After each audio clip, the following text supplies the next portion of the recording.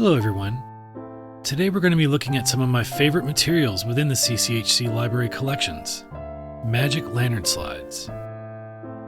Magic lanterns were an early type of image projector, and they have a rich history dating all the way back to the 17th century.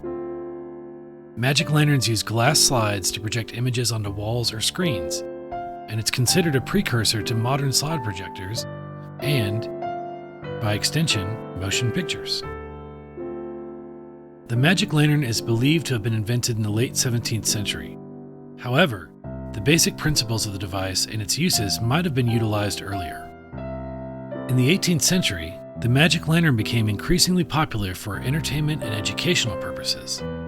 It was used to project images ranging from biblical scenes and moral stories to scientific illustrations and fantastical images. Traveling showmen and lecturers would often use magic lantern slides to entertain audiences. The 19th century saw significant improvements in the design, with hand-painted slides giving way to photographic images. With the advent of cinema in the late 19th and early 20th centuries, the popularity of the magic lantern began to wane. However, it continued to be used for educational purposes well into the 20th century. It was eventually supplanted by more modern technologies like film projectors and later, digital projectors.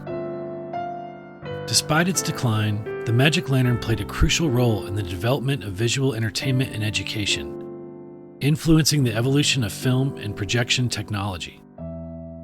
Its ability to captivate and educate audiences makes it an important milestone in the history of visual media. If you're interested, please feel free to come view our magic lantern slides in person at the CCHC library. And don't forget to click like and subscribe. See you next time.